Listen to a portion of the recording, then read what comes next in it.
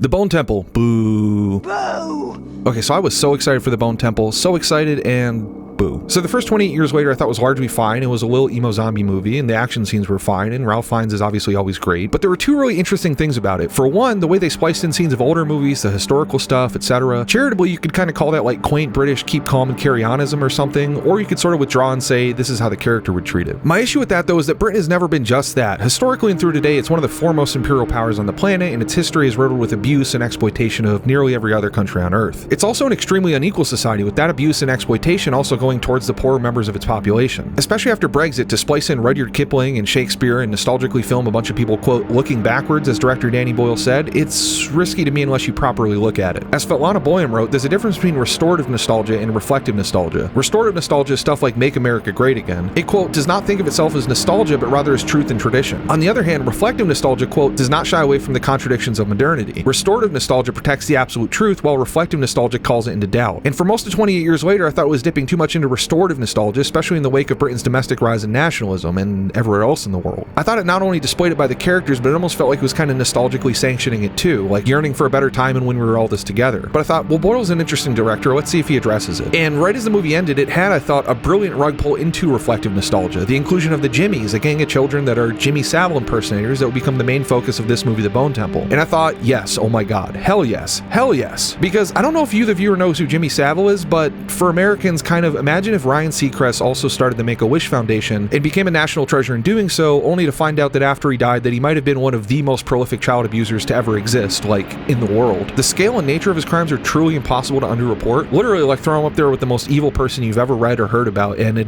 would be a competition. I mean, it's so gross. Like, genuinely, I would actually encourage you not to read about it because that's how upsetting it is. And so I'm sure you won't be surprised to find out that the entire political and media establishment in Britain basically protected him for his entire life. As Mark Lawson writes, quote, the BBC, Department of Health, Conservative Party, Catholic Church, police forces, local councils, and libel law let the victims down. The British establishment, political, royal, broadcasting, ecclesiastical, medical, charitable, provided a dazzling shield. Because of course it didn't stop at Savile. Britain has loads of scandals involving child abuse, from the insanely depressing documentary Tell Me Who I Am, to massive scandals in boarding schools, to what they did in their colonies, and so on. Because honestly, that's just kind of what the rich and powerful and imperialistic do, which you can see in the movie Salò, or just by turning on our news. That's why like the Greenland stuff isn't surprising. It's like, yeah, colonizing another country on zero pretense to steal their resources, that's what child abusers do. They go hand in hand historically. Point being, Britain's history is not just keep calm and carry on, or beans on toast, or God save the king, it's also Jimmy Savile. You don't have one without the other, which is why I was so happy when they hinted at Savile being part of British history just as much as Kipling and Henry V. And so when the ending of 28 years later happened and I found out that the Bone Temple was going to be about the Jimmys, I thought, yeah, like yes, hell yes. I can't believe they're going to subvert that kind of restorative nostalgia with a proper kind of reflective nostalgia. Okay, I'm ready for it. But they just don't. Like, they don't address it. This is a movie totally uninterested in anything beyond shallow surface level stuff. The Jimmys don't represent anything insightful about the connection between the type of guy Savile was and nationalism. They're just like that way for empty story reasons, shock value. Like, their visual depiction as miniature Saviles turns out to be utterly meaningless. And that's kind of unforgivable, like offensive. Like, I don't use something else maybe? It'd be like making a movie dressing up a bunch of kids as little ICE agents or in Nazi uniforms or looking like Jeffrey Epstein and being like, ooh, isn't this creepy? Aren't we being dark right now? Isn't this so scary? I mean, this was an absolutely monstrous child abuser who has hundreds of living victims whose crimes were covered up by all levels of government and no one has paid any price for it. I'm sorry. I mean, this is a British absolutely monstrous child abuser who has hundreds of living victims whose crimes were covered up by all levels of government and no one has paid any price for it. It just feels kind of half thought out. Like, ostensibly the main Jimmy is like 36 and his disciples are a bunch of kids and he's using terms like charity and whatever else to get them to do horrific things, but what is the point of any of that? Child abusers aren't able to abuse children because they're supremely captivating speakers or violent sociopathic schizophrenics, as the main Jimmy is in the movie. They're able to abuse children because family and society look the other way because of what those people can do for them. It's a willing blind eye. That dynamic is nowhere in the film, so I really have to question the use of the costumes. For one, half of the kids themselves are willing and eager participants in the abuse, but more egregiously, the movie ruins even the two possibilities of exploring an actually relevant dynamic. There's a home invasion scene, but it's just presented as like a flat home invasion scene. As an example, it'd be more interesting is if that family knew what the main Jimmy was, but was ignoring that part of him for convenience, or believing it'll help him survive, or that he can give him resources, or whatever. That's how those things work. That's how the actual Jimmy Savile survived and thrived. And it's the same thing with Ray Fiennes' interactions with the main Jimmy. Fiennes has a mostly disconnected plot plot where he's trying to figure out if he can cure the infected by giving them fentanyl or something, but eventually him and the main Jimmy meet, and it becomes, ever so briefly, a father-son dynamic, but the main Jimmy almost immediately threatens Fiennes into acting as Satan to scare the kids and assert his authority, which Fiennes agrees to, but like, again, a missed opportunity. Like, Fiennes is incredibly lonely in the movie, and he's running low on supplies to continue his work. Why not do a storyline where they meet way earlier, and Fiennes has to balance his own desire for companionship and curing the infection against the growing knowledge that the main Jimmy is abusing those he's in charge of? That would, again, have some relevance to how these things actually happen and how these people justify themselves looking the other way, because they can get fame or money or influence by doing so. The reason the movie Spotlight is so brilliant is because it explored this exact dynamic within the Catholic Church, and after watching that movie, you leave the experience with more of an understanding of both how that specifically happened in Boston and how it might happen everywhere else. I would call that movie a horror film, and one of the most horrifying scenes in any recent media is Michael Keaton realizing that he's getting leaned on to stay silent, and he like almost breaks the fourth wall, saying like, do you think this is how it happens? One guy says something to someone else at the bar over and over until the whole town knows but no one says anything?